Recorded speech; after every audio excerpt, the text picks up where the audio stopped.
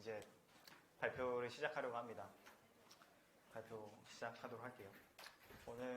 네, 감사합니다. 오늘은 개발자 글쓰기 커뮤니티, 글도의 데이터 수집부터 데이터 활용까지에 대해서 발표할 변성윤이라고 합니다. 네. 일단 목차는 다음과 같습니다. 일단 커뮤니티 소개를 한번 드린 다음에 그 다음에 데이터를 어떻게 수집했는지, 그리고 핵심 지표를 어떻게 정의했고, 지표 대시보드를 어떻게 만들었고, 어떤 것들을 했는지를 말씀을 드리려고 합니다. 그래서 일단 제 소개랑 발표 소개를 간단하게 말씀을 드리면요. 저는 이제 9년차 데이터 과학자고 요즘은 이제 구글에서 GD 활동을 하고 있습니다. 그래서 지식 전파를 많이 하고 있고 인프런에서 강의도 올리고 있고 혼자 교육이랑 1인 사업을 하고 있습니다. 그래서 과거에는 이제 소카랑 레트리카에서 데이터 분석, 머신러닝, 데이터 엔지니어링 여러 가지 했었습니다. 그리고 이제 메타몽과 이제 포켓몬이 그려져 있는 기술 블로그를 운영했고요. 개발자 글쓰기 모임 글도를 7년 동안 운영을 했어요. 그래서 오늘 발표의 핵심은요, 커뮤니티에서 데이터를 활용하는 거시적인 과정을 말씀을 드릴 거예요. 그래서 여러분들이 혹시 커뮤니티나 혹은 사이드 프로젝트에서 데이터를 어떻게 활용해야 될까 이런 궁금증이 있을 수 있는데 여기서 좀 영감을 얻으셨으면 좋겠습니다. 그리고 이제 강의가 좀 거시적으로 넓어요. 그래서 데이터 엔지니어링부터 데이터 활용 프로세스에 대한 거를 좀 공유를 드리는데 전체적으로 이해를 해주시면 좋겠고요. 이걸 보시면서 내가 만약에 저런 상황이면 어떤 것을 해볼까라고 생각을 좀 떠올리시면 좋을 것 같아요. 그리고 이제 우측에 항상 제가 사진을 찍어야 될 것 같다라고 생각하는 슬라이드에는 우측에 이 아이콘이 있으니까 여기 때는 제가 템포를 살짝 늦출 테니까 사진을 찍으시면 될 것 같습니다. 그래서 첫 번째로 이제 커뮤니티 소개를 말씀을 드릴게요. 이제 글도라는 커뮤니티는 이제 글 쓰는 또라이가 세상을 바꾼다라는 좀 강력한 이제 워딩을 가지고 만든 커뮤니티인데 2017년도부터 해가지고 총 7년 정도 활동을 했습니다. 그래서 2주 간격으로 기술 블로그에 글 1개씩 올리는 커뮤니티고요. 예치금은 10만 원을 내고 미제출 시에 만 원 차감하는 그런 시스템을 적용을 했습니다. 그래서 글도 웹페이지에도 되게 많은 자료들이 올라와 있는데 핵심적인 부분만 먼저 말씀을 드릴게요. 그 전에 이제 기수별 활동 인원을 말씀드리면 총 인원이 처음에는 13명으로 시작을 했는데 마지막 기수인 10명은 639명으로 이제 끝났습니다. 그래서 이제 많은 사람들이 참여를 하는데 이 어떻게 많은 사람들을 독려하고 이제 운영을 어떻게 하는지 이 내용에 대해서 말씀을 드린다라고 보시면 될 것 같아요. 그래서 재등록 같은 경우에는 한 45% 정도 되었고요. 성장률 같은 경우에는 130에서 180% 정도 되었었던 것 같습니다. 커뮤니티를 운영하면서 제가 비전을 세웠는데요. 비전은 글을 작성하는 개발 직군분들이 모여서 좋은 영향을 주고 서로 같이 잘할 수 있는 커뮤니티를 좀 만들어 보자라는 생각을 했고요. 예외적으로 PM이랑 PO 기획자분들도 마지막 기수라서 추가를 했습니다. 그래서 글도의 특징이 여태까지 참여했던 사람들을 다 세보니까 한 1,300명 정도 되는 것 같고요. 약간 요즘 세상이 좀 차갑고 날카롭다라고 생각해서 여기선 좀 따뜻하게 만들고 싶다 해가지고 따뜻하고 다정한 커뮤니티를 만들려고 해왔습니다. 그리고 활동 기간에 WAU, 슬랙에 들어오는 사람들이 평균적으로 520명 정도 있었고요. 슬랙봇도 꽤 많이 있어가지고 6개 이상의 슬랙봇이 돌아다니고 있습니다. 그래서 글도의 다양한 활동들이 이렇게 소개를 드리는데 여러분들이 아시면 좋은 것은 빌리지랑 코어랑 소모임이라는 내용이 있는데 빌리지는 동일 직무들이 모여있는 채널이고요. 코어는 이제 글을 제출하는 한 조라고 보시면 됩니다. 그리고 소모임 같은 경우에는 이제 사람들이 내가 소모임 만들고 싶다라고 하면 자유롭게 운영되는 그런 커뮤니티라고 보시면 되고요. 정기 루틴은 이제 글을 제출하는 거고 그 외의 활동은 뭐 커피챗도 하고 직무별로 컨퍼런스도 하고 뭐 익명 채널도 있고 글쓰기 교육 큐레이션 되게 여러 가지를 하곤 합니다. 근데 여기서 기억하시면 좋은 거는 빌리지, 코어, 소모임, 뭐 글 제출 요것만 기억을 하시면 되고요. 뒤에서 다 계속 나오게 됩니다. 그래서 슬랙 채널이 굉장히 많이 있어요. 이게 일부고요. 이제 4채널 같은 경우는 한 60개 넘게 있어가지고 저는 모든 채널에 들어가 있는데 슬랙 채널이 100개가 넘게 들어가져 있고 되게 많은 소모임을 만들어가지고 사람들이 참여를 하고 있습니다. 근데 슬랙봇도 많이 있다라고 말씀드렸는데 슬랙봇이 총 저희가 운영진이 만든 게 6개고요. 이제 그 외에 여러 가지 또 봇이 있는데 이게 오버뷰고 하나하나 좀 말씀을 드려보도록 할게요. 일단 첫 번째 봇이 또봇이라는 친구인데요. 이게 저희 커뮤니티에서 핵심 봇인데요. 글을 제출할 수 있는 봇이거든요. 그래서 슬래시하고 제출을 눌러주고 엔터를 치면은 모달이 하나가 뜹니다. 그런 다음에 그 링크를 입력을 하고요. 카테고리를 넣어주고 그 다음에 큐레이션이라는 것을 할지 말지 이렇게 선택한 다음에 태그 쓰고 하고 싶은 말 쓰면은 글이 제출이 됩니다. 그래서 이거 말고도 커피챗 인증, 포인트 적립 되게 여러 가지 역할을 하는 그런 봇이라고 보면 되고요. 제출을 했을 때 아래쪽에 보면 자기소개 보기, 뭐 이전 작성글 보기 해가지고 그 사람이 어떤 사람인지도 알 수 있도록 해놨습니다. 그리고 이제 커피챗 인증인데요. 이제 커피챗 인증이라는 것은 사람들이 커피챗 하는 것을 좀 알아야 데이터로 확인할 수 있어가지고 이걸 어떻게 구현해야 될까라는 고민을 했었는데, 커피챗을 하는 인증 채널이 있는데 그 채널에서 이제 어떤 메시지를 보내면요, 이렇게 알람이 나오게 됩니다. 이제 커피챗 인증이라고 클릭을 하면요, 사람을 이제 지정을 할 수가 있게 됩니다. 그래서 사람을 이제 지정을 해주고 누구랑 같이 했었다라고 인증하기 누르면 이제 체크 포인트가 나오고, 그 댓글에 이제 어떤 사람이 댓글을 후기로 남기면은 그게 또 이제 그 사람이 인증했다라고 알려주게 됩니다. 그래서 이런 것들을 저희가 구현을 해놔서 누가 커피챗을 얼마나 하고 있는지 확인할 수 있게 되었고요. 그 다음에 이제 포인트 시스템도 있는데요. 포인트라고 하는 것은 제가 이제 커뮤니티를 운영하다가 좀 사람들이 어떻게 해야 재미있게 할 수 있을까, 약간 이런 고민을 굉장히 많이 했어요. 그래서 고민을 하다가 활동할 때마다 뭔가 포인트를 주면 좋겠다 이런 생각이 들어가지고 포인트 시스템 좀 구현을 해봤습니다.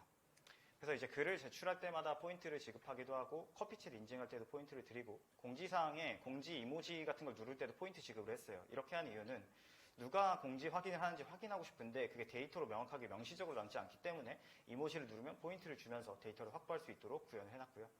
그리고 랜덤으로 글을 저도 글을 쓰는데, 저는 코어 채널에서 활동하지 않고 그냥 아무데나 이제 전설의 포켓몬 마냥 왔다 갔다 하면서 이제 제출을 하거든요. 그러면 그 이모지를 한 3일 내에 해주시면 포인트 지급을 합니다. 그래서 제가 최근에 패스 한번 했는데, 이제 이렇게 하면은 캐치카일이라는 이모지를 하면은 포인트를 주고, 이제 포인트를 받으면은 또봇이라는 앱이 포인트 쌓였다라는 식으로 알림을 주곤 합니다. 그리고 이제 슬랙에 이제 앱에서 홈화면을 구현할 수 있어가지고 포인트 획득 내역 보기 하면은 제가 몇 점을 얻었는지 확인할 수 있어요. 그래서 저는 여태까지 10,000포인트를 얻었고요.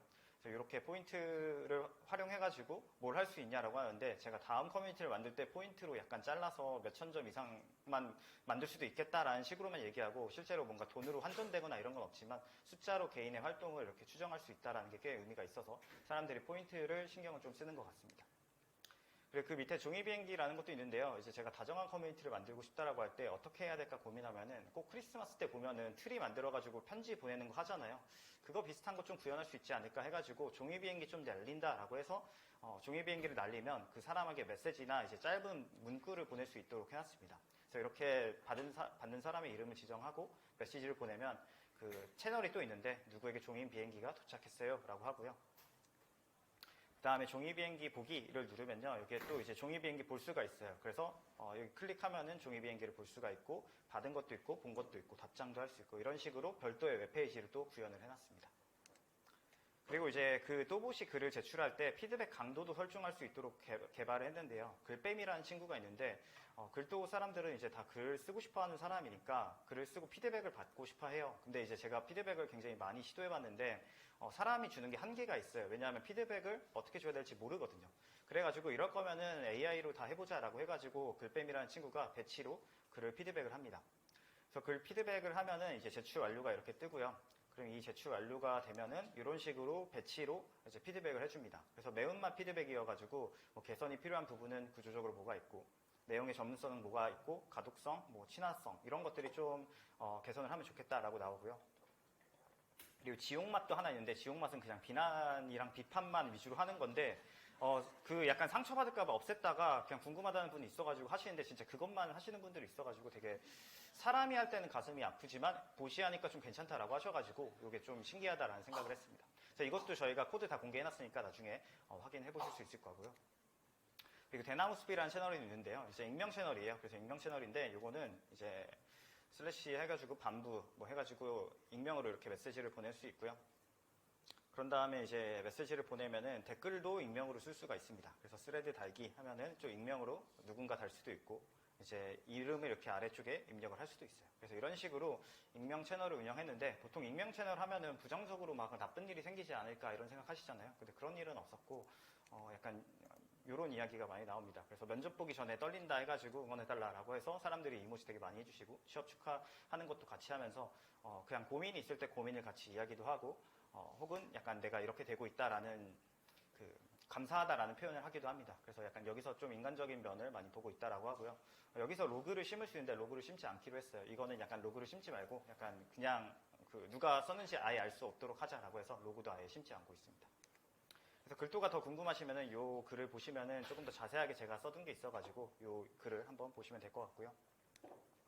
글도가 끝나는 그 시점에 제가 어떤 생각했냐면요. 마지막으로 10기까지만 하고 없애겠다라는 생각을 해가지고 데이터를 좀 잘 활용하자라는 결심을 했습니다. 그래서 회사에서 일했었던 경험을 가지고 모든 부분을 하나씩 해보도록 했고요.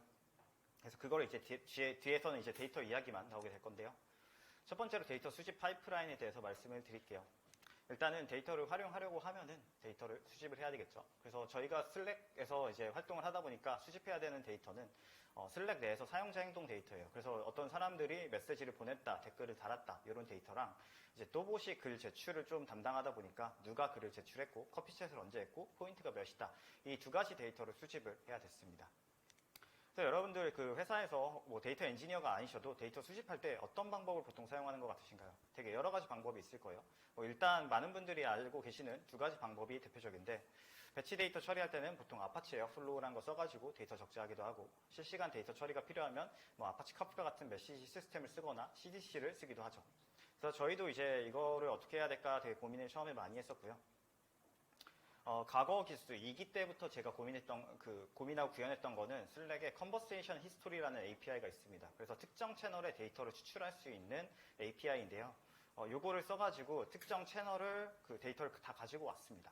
근데 이거는 특정 채널의 데이터만 가지고 오기 때문에 이슈가 좀 있었고 2주 단위로 데이터 추출하면 되거든요. 2주 단위로 글을 쓰니까 그 추출한 내용으로 글 제출 여부 파악했는데 이때는 2018년도, 19년도인데 제 컴퓨터에서 실행하고 2주에 한 번씩 그냥 내가 하자라는 결정을 했었습니다. 그래서 이때는 다 쿼리 베이스였어요. 그래서 저랑 같이 하시던 데이터 엔지니어 분이 쿼리를 이렇게 짰는데 원본 데이터가 좀 네스티드하고 되게 복잡하게 돼 있어가지고 쿼리를 이렇게 묶어가지고 막 짜고 이런 식으로 했었습니다.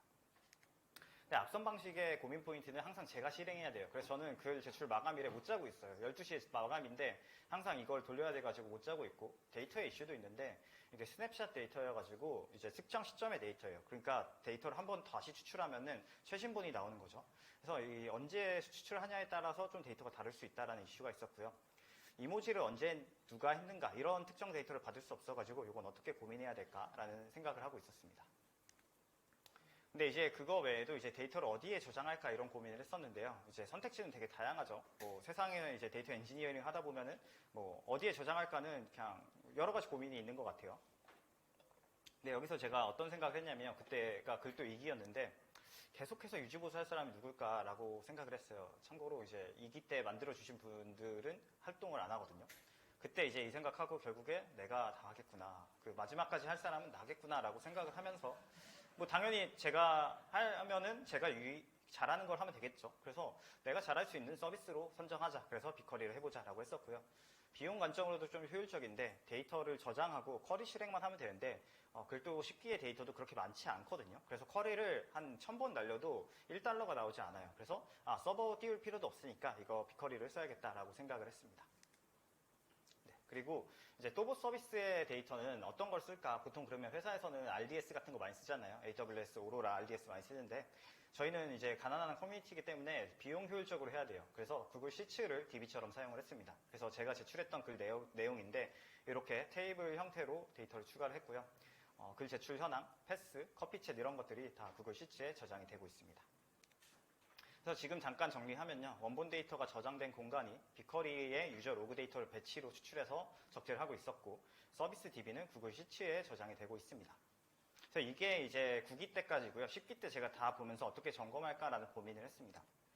그래서 사용자 로그 데이터 수집 개선 과정은 이게 그 데이터가 있긴 하지만 완벽하게 그 이모지 언제 했냐 이런 데이터가 없으니까 고민이 되더라고요. 그래서 어떻게 해야 될까 고민을 했었고 슬랙의 이벤트 API라는 게 있어요. 이게 2020년도에 공개가 돼서 제가 처음에 할 때는 없었는데 2020년에 공개된 거를 이제야 봐가지고 이벤트 API를 쓰면 되겠다라는 감이 떠올랐고요. 그 다음에 소켓 모드랑 이제 HTTP 엔드포인트 모드가 있는데 그 중에서 읽어보니까 우린 소켓 모드도 해도 괜찮겠다 해서 소켓 모드를 사용을 했습니다. 근데 이게 좀 어려우니까 간단하게 설명을 드리면요. 이벤트 API라고 하는 것은요. 슬랙에서 발생하는 여러 활동들이 있어요. 이모지가 됐다, 메시지가 누구 보냈다, 채널이 만들었다라는 것들을 다 슬랙은 알고 있거든요. 이벤트로 알고 있는데 그거를 실시간으로 감지해서 저희의 웹서버, 외부 애플리케이션에게 알려줍니다. 그리고 양방향 통신을 할 수 있어가지고 저희도 어떤 것들을 계속 수행할 수 있도록 도와주는 형태라고 보시면 되고요. 그 소켓 모드의 장점은 뭐냐면 보통은 이런 거 할 때 HTTP URL 만들어가지고 거기에 API 요청 보내고 뭐 받고 해야 되는데 그런 게 필요가 없고 방화벽 안에서도 활용이 가능합니다. 그리고 이제 로컬에서 바로 붙을 수 있어가지고 개발도 좀 편리해가지고 빠르게 개발을 할 수 있다는 장점이 있었습니다. 그래서 슬랙에 여러 가지 이벤트가 있는데요. 메시지 보냈다, 뭐 채널 생성됐다, 핀을 했다, 뭐 리액션을 했다, 이모지 했다 이런 것들이 있어가지고 그걸 가지고 저희가 적재를 하기로 시작했습니다. 그래서 이 방식은 뭐냐면요. 이제 배치 파이프라인이라고 하는 앞선 방식에서 이벤트 드리븐으로 바뀐 거예요. 그래서 이벤트 드리븐이라고 하면 보통 카프카 이런 거 많이 나오긴 하는데 슬랙에서는 API가 제공이 돼가지고 이제 거의 준실시간으로 데이터를 수집할 수 있게 되었습니다. 그래서 바로 빅쿼리로 저장을 하고 있습니다. 그래서 저장된 데이터는 이런 식으로인데요. 포스트 로그 이런 건데 이거는 제가 그냥 여러분들이 나중에 발표자를 보시고 참고하시라고 이렇게 남겨둔 거거든요. 그래서 나중에 돌아가셔서 보시면 될 것 같아요. 그리고 이제 커뮤니티 로그, 댓글 어떻게 달았는가 이런 것들도 이렇게 남겨져 있고요. 그리고 이모지 데이터, 누가 언제 이모지를 했다라는 식으로 남아 있어가지고 이거를 가지고 활용을 하고 있습니다. 그러면 이제 또보 서비스 시트, 구글 시트에 저장된 데이터도 이제 적재를 해야 되는데요. 이거는 고민을 많이 했는데 아파치 에어플로우를 선택을 했습니다. 이게 사실 그 가난한 커뮤니티에서 아파치 에어플로우는 오버 스펙이라고 생각할 수 있지만 그 운영진하는 분들이 제가 에어플로우를 너무 공부하고 싶은데 제가 어떻게 할지 모르겠어요 라고 하셔가지고 그럼 그거에 내가 투자를 하는 게 맞지 않을까라고 해가지고 에어플로우 하나 띄워가지고 거기서 이제 시트에서 빅쿼리 덱을 어떻게 만들어야 되는지 이런 것들을 알려드리면서 구현을 좀 시켰습니다. 그래서 구글 시트에서 빅쿼리로 적재하는데 어떤 과정을 거쳐서 적재해야 될까요? 이것도 여러분들 한번 생각해 보시면 좋은데 별도의 DB나 오브젝트 스토리지를 저희는 쓰지 않을 거예요. 가난하기 때문에 쓰지 않습니다.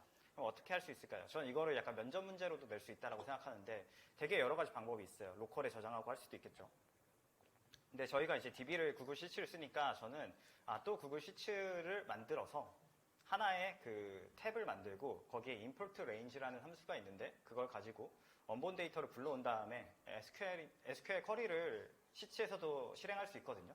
그래서 쿼리 함수를 실행해가지고 변경되거나 새로 생성된 중분된 데이터만 가지고 오겠다라고 하면 되겠다라는 생각을 했습니다.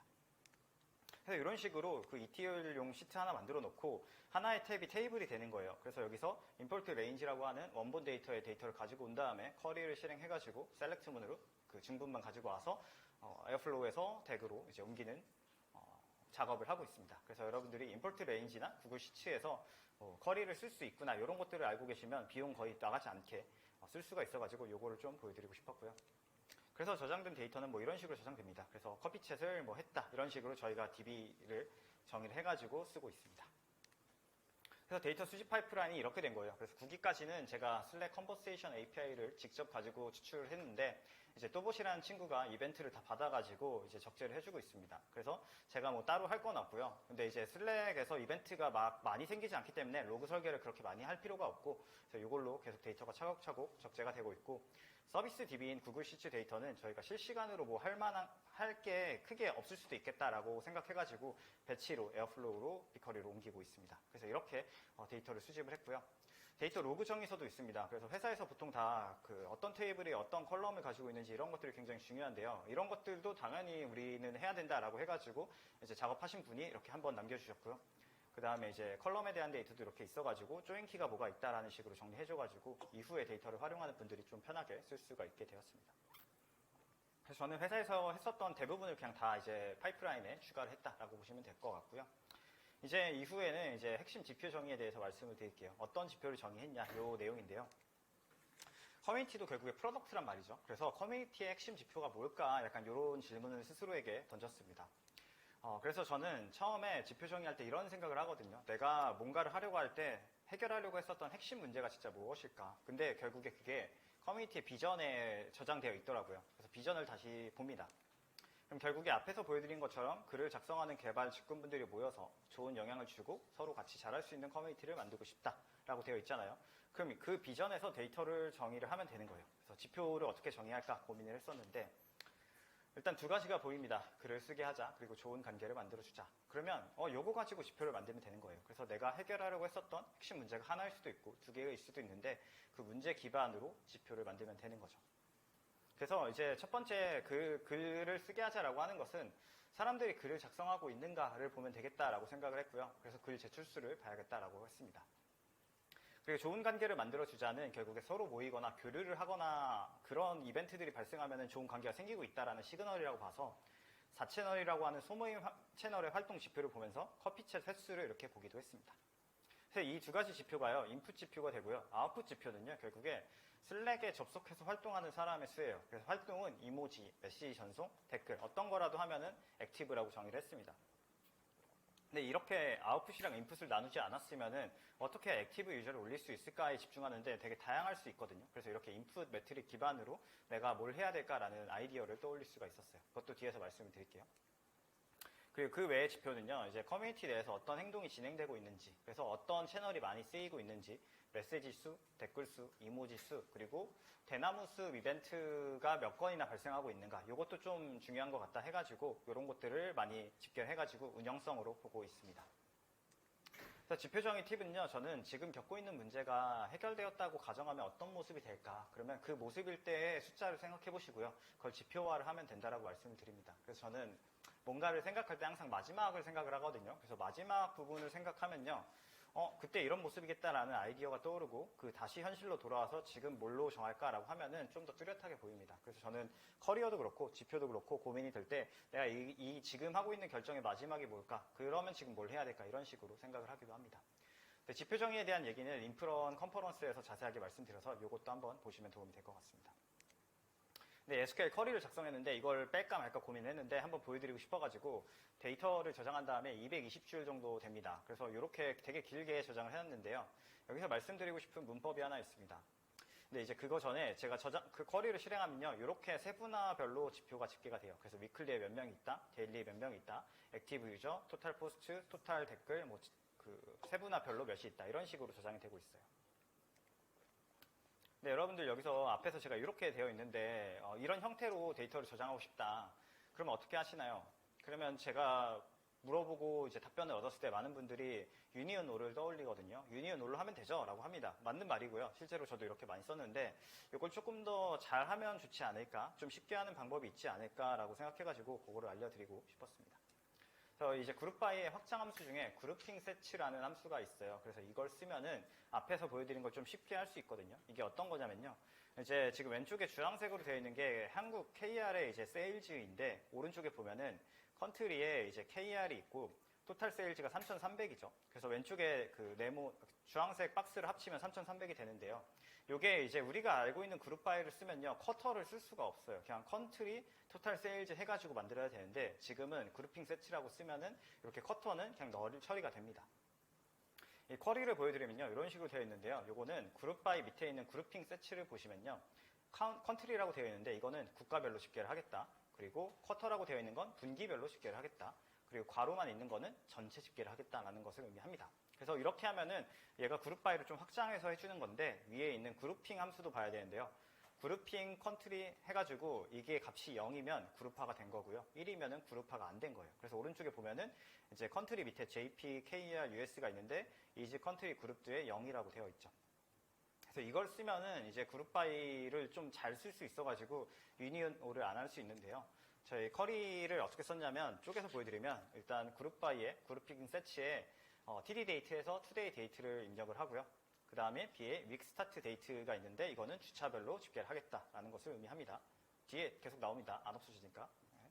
2번이라고 또 2번을 말씀드리면 여기에 그룹핑이 0이냐 1이냐 해가지고 0이면은 td 데이트로 집계된 거니까 데일리라고 하겠다라는 것을 의미하고요. week start date가 0이면은 weekly라고 하겠다. 이런 식으로 케이스 when 문을 썼고요. 그 다음에 이 함수는 말씀을 드리지 않았지만 그냥 앞에 있는 값이 널이면 뒤에 값을 쓰고 그 값이 또 널이면 그 다음 값을 쓰겠다라는 함수거든요. 그래서 앞에 널이고 그 다음 또 널이다라고 하면은 세 번째 있는 걸 쓰겠다라는 건데 이렇게 실행을 해주시면은 이렇게 저장이 됩니다.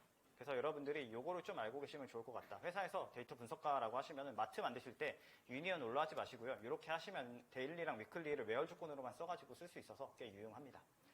그래서 이제 이 데이터를 뷰로 저장을 했거든요. 뷰라고 하는 것은 이제 커리로 정의하는 가상 테이블인데 보통은 이제 커리 작성한 다음에 뷰로 저장할까 테이블로 저장할까 고민을 많이 합니다. 근데 이제 저희 같은 경우는 쿼리가 자주 변할 가능성이 있기 때문에 뷰로 일단 해보자라고 생각을 했고요. 집계된 데이터가 많이 쓰인다라고 하면 테이블로 하는 게 무조건 더 이득일 수 있어요. 그 비용이나 뭐 여러 가지 면에서 좋은데, 그래서 DBT도 좀 고려했는데, DBT를 이제 운영실 분들에게 알려드리는 시간이랑 러닝 커브 생각했을 때 조금 어려울 수도 있겠다라고 해가지고 일단 뷰로 저장을 했습니다. 그래서 빅쿼리에서는 그냥 쿼리 실행하고 저장해 뷰 저장하면은 바로 그 뷰가 저장이 돼가지고 쉽게 저장을 한 다음에, 그 웨얼문에서는 이렇게 그 데일리 지표를 원하면은 이렇게 웨얼문을 쓰면 되고, 위클리를 원하면은 그 밑에 주석 처리된 것을 풀어주면 되겠죠. 그래서 이런 식으로 하면은 이제 하나의 테이블에서 원하는 지표만 볼 수 있고, 이제 내가 데일리로 보겠다, 위클리로 보겠다만 명시를 해주면 됩니다. 그래서 이거는 아마 회사에서도 테이블 집계하실 때 많이 쓰실 수 있을 것 같아서 그룹바이의 확장 함수인 그룹빙 셋을 공유를 드리고 싶었습니다. 그래서 이렇게 그 데이터를 저장을 해놨으면 이제 대시보드를 그려야 되는데요. 이제 뭘 할까 이렇게 고민했는데, 제가 예전에 그 인프런 강의에서 이런 파트가 있는데요. 저는 데이터 시각화 도구 선정할 때 오픈소스 그 투자할 예산이 있냐, 인력 여부가 있냐에 따라서 오픈소스로 갈지 사스로 갈지 결정하라고 많이 말씀을 드리는데요. 근데 지금은 커뮤니티잖아요. 비용 이슈가 더 큽니다. 그렇기 때문에 클라우드사 제품이 보통 돈을 내지 않거든요. 그래서 클라우드사 제품 중에 하나를 골라야겠다라는 생각을 했었어요. 그래서 이제 빅쿼리가 뷰로 저장이 되어 있는데, 그거를 구글 시치에서 그 쿼리를 날려가지고 스케줄링을 할 수 있습니다. 그래서 구글 시치에서 데이터에 데이터 커넥터 누르면은 빅쿼리에 바로 연결할 수 있어가지고, 그걸 눌러가지고 데이터를 일단 다 땡겨오고, 그 다음에 스프레드시트 함수를 써가지고 대시보드를 구현을 했습니다. 그래서 여기에 이제 그 세로 고침도 할 수 있어가지고 점점점 버튼 눌러가지고 하루에 한 번씩 집계가 되도록 해서 하루에 한 번씩 쿼리를 실행해서 구글 시치에 적재를 하고 있습니다. 그래서 이렇게 뭐 에어플로우 이런 거 쓸 필요 없이 그냥 구글 시치에서 자동화를 할 수 있다는 게 장점이어가지고 이렇게 쓰고 있고요. 그래서 완성된 지표 대시보드가 이런 식으로 되어 있습니다. 그래서 숫자가 좀 많이 있고요. 보통 숫자 BI 같이 약간 숫자를 많이 넣고, 전 숫자 자체를 많이 보거든요. 별도의 그래프만 있는 탭도 있는데, 이제 숫자를 보면서 이게 왜 그럴까 이런 생각을 하곤 합니다. 이거는 이제 함수를 걸어놨는데요. 제가 함수 보이게 막 일부러 해놨거든요. 이거 설명을 드리기엔 좀 오래 걸릴 것 같아서 if NA에 인덱스, 필터, 매치 함수 썼는데, 만약에 엑셀이랑 스프레드시트 많이 쓰시면 이 함수를 꼭 아시면 좋겠어요. 그래서 이것도 한번 공부를 해보시면 좋을 것 같습니다. 그래서 이제 지표를 보면서 어떤 걸 했는지 말씀드릴게요. 지표를 보면서 굉장히 여러 가지를 시도를 했는데, 이거에 대해서 말씀을 드릴 건데, 액션 아이템이라고 하는 것은 결국에 그래서 우리는 무엇을 해야 될까라는 걸로 질문할 수 있습니다. 아침에 제가 매일 데이터를 보거든요. 거의 회사가 아닌데도 출근한 것 같이 출근하자마자 막 데이터를 보면서 어떻게 해야 좀 참여하는 분들이 좀 즐겁고 유익하게 활동할 수 있을까, 그리고 이 지표가 어떻게 해야 좀 올라갈 수 있을까, 이런 생각을 많이 합니다. 근데 저는 이거를 그 데이터를 많이 보는 대표님들이 아침에 항상 하는 루틴이더라고요. 그래서 저도 이걸 해야겠다라고 생각을 했었고요. 근데 이제 제가 결국에 내가 바라고 있는 게 실현되면 어떤 지표, 어떤 패턴일까, 이런 식으로 고민해봅니다. 그래서 아웃풋 매트릭에 대해서 생각해볼 수도 있지만, 인풋 매트릭이 좀 더 액션 아이템 떠올리기 수월하기 때문에 글 제출수랑 뭐 소모임 활성화, 커피 치수를 주로 많이 보면서 뭘 할까에 대한 생각을 떠올렸어요. 그래서 이제 여러 가지 케이스를 좀 하나하나씩 뭐 가볍게 말씀드릴 건데요. 글 제출수를 보면요, 이렇게 그 한번 쭉 떨어지는 시기가 있습니다. 이게 어떤 시기일까요, 여러분? 그 시기는 대략 12월입니다. 12월에 무슨 일이 있었죠? 뭐 여러 일이 있었죠. 그래서 이제 그 약간 계엄령이 선포돼 가지고 제가 당한 거예요. 저도 이제 운영을 하고 있으니까 빨리 이걸 결정해야 되잖아요. 그래서 열리고 2시간 만에 이번 주 글 제출을 미루겠습니다. 그리고 이때 모임이 있었는데 내일 공지를 할게요라고 했는데 12시간도 안 돼서 종료가 됐잖아요. 다행히 종료가 됐잖아요. 그래서 그러다가 이제 글 땡길까 말까 고민했는데 그냥 연장을 했어요. 그래도 내심 그래도 100명은 쓰지 않을까라고 했는데 데이터가 이렇게 쭉 떨어진 걸 볼 수가 있죠. 이런 경험을 과거 기수에도 많이 했거든요. 방학이라고 방학 한번 준 적도 있고 했는데 마감을 늘려도 글 작성을 미루는 경우가 좀 더 많은 것 같다. 물론 쓰신 분도 있지만 대부분 방학이다 안 써야지 약간 이렇게 하는구나 해서 역시 내가 이분들이 성장할 수 있게 하려면 널널하게 하는 것보다 적당하게 좀 스코프를 드리는 게 중요하겠다라는 생각을 했습니다. 그리고 이제 이때는 이제 409인데요. 좀 제출이 300대였다가 좀 올라갔죠. 이때가 설날인데요. 보통 경험상 설날에 다 빨간 날이 많으면 쉬십니다. 그래서 그냥 슬랙이 안 들어오는 경우도 있어요. 그래서 안 되겠다. 이때 좀 올리고 싶다라고 해서 포인트 2배 이벤트를 했어요. 게임처럼 이제 메이플처럼 이제 게임 포인트 2배 이벤트다라고 해서 여러분 해보세요 이렇게 했는데 평소보다 좀 더 글을 제출해 주셔가지고 사람들이 좀 포인트에 영향을 좀 받고 있다. 그리고 409명 중에 진짜 글을 많이 쓰신 분도 있어요. 그래서 추가 가설을 좀 만들려면 쪽에서 많이 쓴 사람은 대체 누굴까? 어떻게 이렇게 글을 많이 썼을까? 이런 것들을 고민해봐야겠다라는 생각을 해왔습니다. 그리고 이제 맨 민값을 한번 보는데요. 민값을 보면요. 뭐 36 정도가 민값이네요. 40 정도 되는데 이게 특이한 게 제출이 2주에 한 번이니까 제출 주차에 많이 하거든요. 심지어 제출하기 1초 전에 제출하는 경우도 많이 있습니다. 그래서 너무 안타깝게도 1초 지나가지고 뭐 빨리 제출한 것처럼 되는 경우가 있는데 빨리 제출한 사람들이 대체 누굴까? 어떤 사람일까? 이런 생각하면서 그분들은 좀 경험이랑 노하우가 있거든요. 그리고 글도를 4기수 이상 하신 분들도 있어요. 그래서 이분들은 어떻게 하고 있는지 좀 노하우를 들어가지고 사람들에게 전달을 해주면 도움이 될 것 같다. 이런 식으로 그 아이디어를 계속 떠올리고 가설 세우고 이런 식으로 왔다 갔다 했습니다. 그리고 커피챗 현황이 이런 느낌으로 되어 있었거든요. 그래서 커피챗이 초반에 한번 올랐다가 좀 내려갔다가 조금 우상향하는 것 같은데 이때 제가 어떻게 할까 고민하다가 일단 사람들이랑 얘기를 좀 많이 했어요. 보통 정성적으로 이제 사람들 인터뷰를 하는 것처럼 제가 물어보니까 커피챗을 처음에 어떻게 신청해야 할지 모르겠어요. 그리고 제가 내성적이라 약간 MBTI I라서 누가 해주면 좋겠어요. 이렇게 하시더라고요. 당연히 뭐 그 의견 듣고 그럴 수 있겠다라고 생각했고요. 어떻게 누가라는 걸 이제 들었을 때는 그럼 누가 해야 되겠어? 내가 해야 되겠네. 그래요. 제가 도와드릴게요. 어떻게 제가 만들면 되겠네요. 그래서 글도 공식 커피챗을 하겠다라고 해서 설문을 받았어요. 그래서 한 250명에서 300명 정도 했고요. 300명 조편성 해보신 분 계신가요? 진짜 힘들거든요. 그래서 제가 과거에 해봤어요. 다 해봤고 최적화 OR 알고리즘 써가지고 다 해봤거든요. 그치만 안 되겠다 해서 이제 파이썬 코드를 짰습니다. 그래서 커피챗 매처 만들어가지고 설문 몇 개로 이렇게 한 다음에 제가 설명드리지 않았던 보셨던 글팽이라는 친구가 있는데 유틸성 앱인데 걔로 이제 커피챗 멤버 이렇게 쭉 뿌려주고 다 커피챗 할 수 있도록 하고 커피챗이 잘 안 되고 있으면 제가 넛지 해서 좀 이 조편성 사람들에게 이 일정을 잡아보세요 이런 식으로 얘기를 했어요.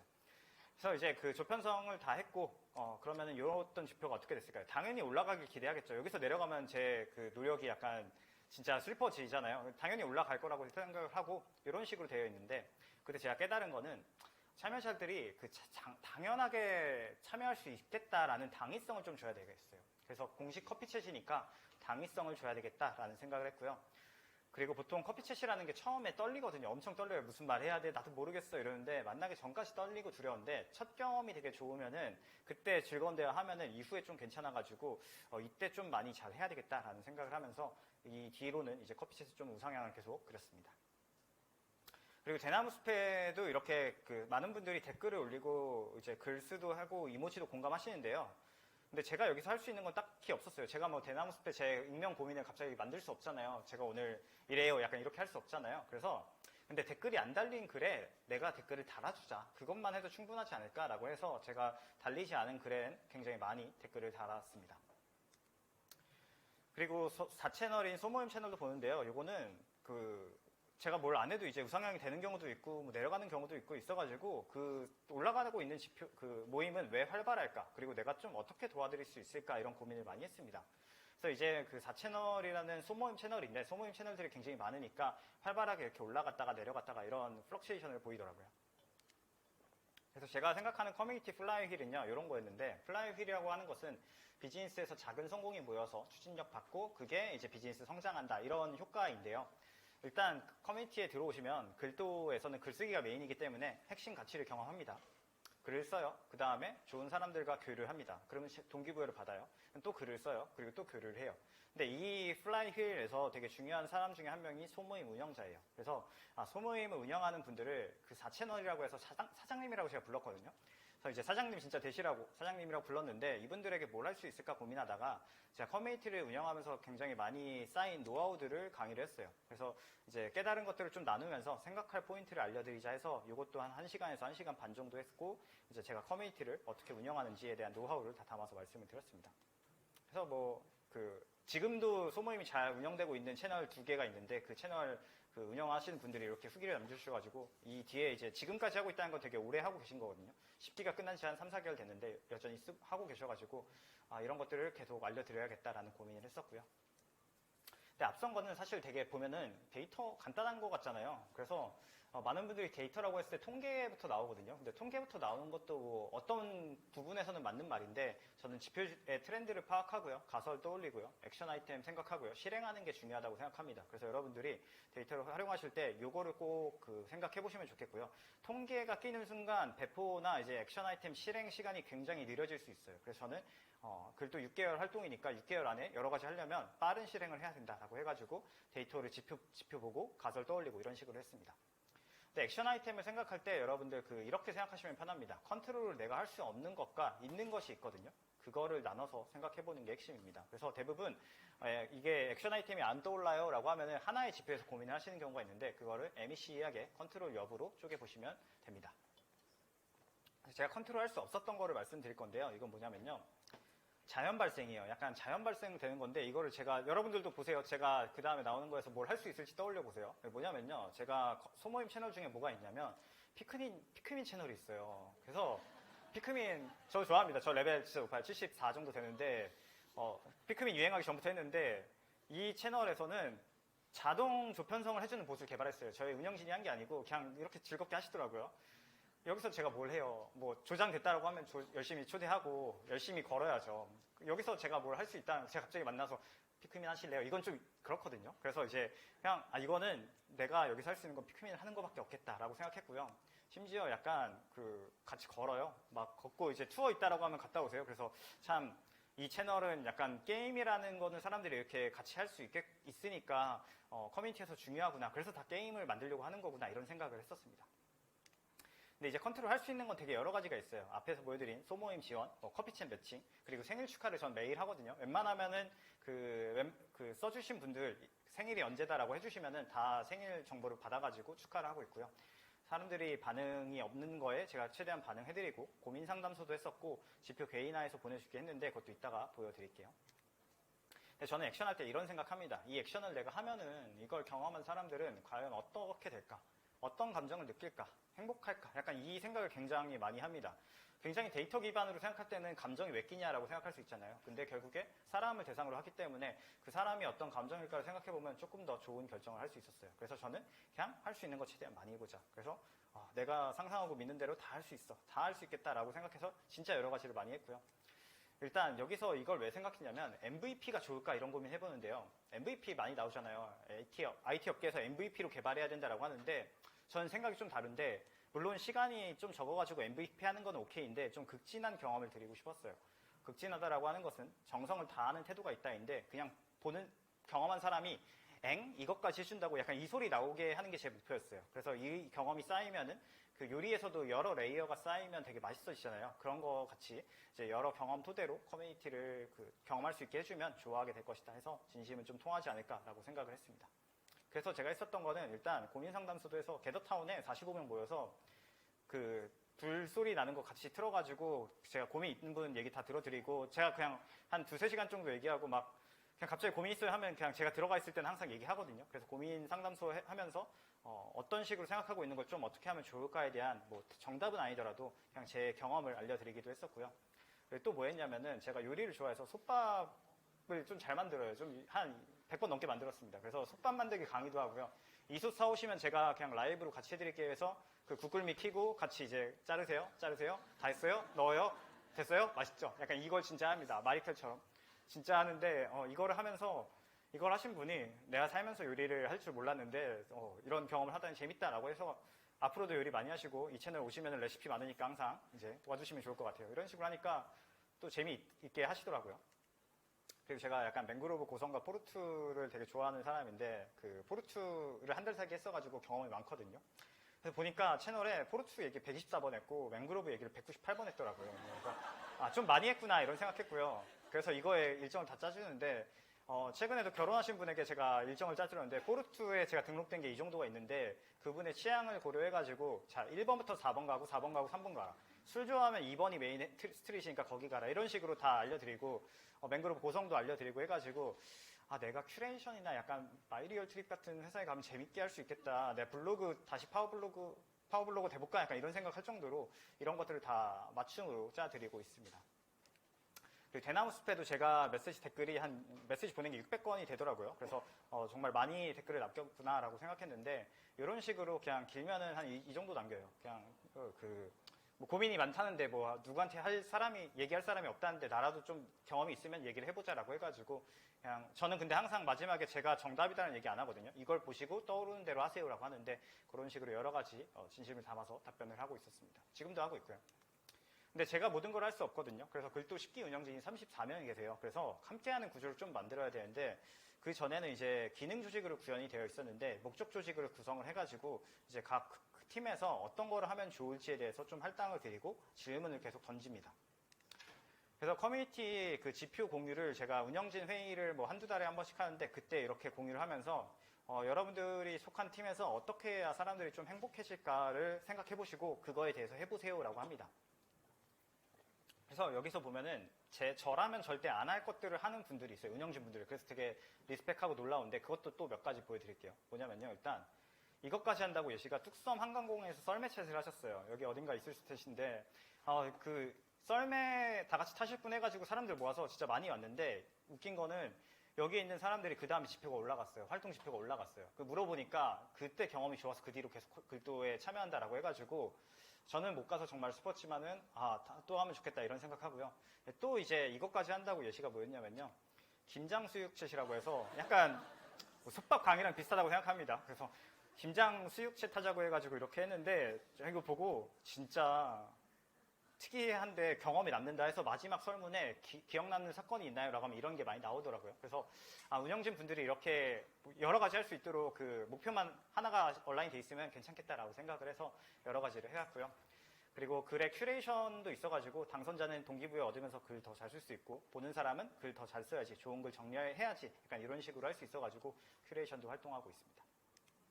그리고 오프라인 모임도 많이 하는데요. 이제 커뮤니티 아는 사람이 없으면 어색하잖아요. 여기도 지금 어색할 수 있잖아요. 근데 그때 친구 한 명 만들어주면 되겠다라고 해가지고 모임을 통해서 뭔가 친구 만들어주고 그게 좋은 경험이 되겠다 해가지고 대규모 모임을 꽤 많이 했었습니다. 그리고 또 이제 앞에서 보여드린 건데 개인화 메시지를 했었는데요. 이게 유저를 이제 이탈 유저, 활동 유저, 휴면 유저 이렇게 이제 데이터 분석할 때 많이 나오는 패턴을 써가지고 지표화로 나눠가지고 글도 활동 중간에 지금 당신은 몇 점입니다 라고 메시지를 보내줬거든요. 그래서 이게 CRM 푸시 메시지랑 유사한데요. 이런 식으로 메시지를 보내줍니다. 그래서 활동 레벨이 몇이고 글 제출 레벨이 몇이고 커피챗 레벨이 몇이다 해가지고 이런 식으로 메시지를 보내드리니까 사람들이 나 이제 더 열심히 해야겠다. 숫자로 보니까 유용하다라고 하셔가지고 더 열심히 했었던 경험이 있습니다. 그래서 실행 관점 생각하고 이제 거의 마무리 타임인데요. 결국에 이거를 참여자들마다 이 활동을 경험했다 안 했다를 일령으로 다 표시를 한 다음에요. 행렬로 만든 다음에 그 이후에 얼마나 그 사람이 활발하게 활동했는가 측정해보면요. 올라가고 있거든요. 그래서 이 여러 가지 활동을 레이어 쌓듯이 하는 게 중요하겠다라고 생각했고요. 데이터는 결국에 나침반 역할이다. GPS가 정확하지 않아도 괜찮고요. 방향만 알면은 액션을 하고 조정하면 되겠다라고 생각했습니다. 그래서 분석하느라 시간이 오래 걸리는 것보다 적절한 시기가 중요하니까 빠르게 데이터 보고 실행하는 게 중요하겠다라고 생각을 했어요. 그래서 마무리 이제 해보려고 하는데요. 오늘 발표한 내용 뭐 기술적으로 말씀드린 건 이런 거예요. 그래서 이런 건데 이게 그냥 여러분 다시 보시면 이거구나라고 하실 수 있거든요. 그래서 제가 전달하고 싶었던 핵심이 이겁니다. 커뮤니티도 결국에 제품이에요. 그래서 여러분들이 회사가 아닌 커뮤니티나 사이드 프로젝트에서도 회사처럼 일할 수 있거든요. 전 진짜 회사에서 하는 거 거의 다 넣었어요. 여러분들이 오늘 제 걸 보고 복잡한 내용이 없다라고 생각하실 건데요. 간단하지만 결국에 실행한 내용들이고 분석가라면 좀 엔지니어링 알았으면 좋겠고 엔지니어는 분석가 내용을 알았으면 좋겠습니다. 그래서 실행하는 게 제일 중요하다라는 말씀을 드리고 싶습니다. 그래서 결국에 그 데이터만 보는 게 아니라 사람에 대해서 생각해 보시고요. 그 내면에 있는 사람, 회사에서 데이터 분석하실 때 그 내면에 있는 사람은 어떤 생각을 하고 있을까, 만족하고 있을까, 이거를 고민해 보시면서 데이터를 많이 보셨으면 좋겠습니다. 그래서 자세한 분석 사례가 궁금하시면요. 저는 이제 거시적이지만 이번은 이 트랙의 마지막에 이제 커뮤니티 유저 행동 분석이라는 발표를 있는데 이거 하나의 주제로 깊게 분석한 내용이니까 이거 관심 있으시면 보시면 될 것 같고요. 긴 시간 들어주셔서 감사합니다. 그래서 이 설문 해주시면요. 제가 링크가 되게 많은데 링크 정리도 해놨고요. 뭐 노트북 LM 해가지고 음성도 만들어놨고요. 뭐 편지도 써놨으니까요. 이거 한번 남겨주시면은 뭐 답변 드릴 수 있을 거예요. 질문도 남길 수 있도록 해놨으니까 질문 하고 싶으시면 여기다 남겨주시면 답변 드리도록 하겠습니다. 네, 들어주셔서 감사합니다.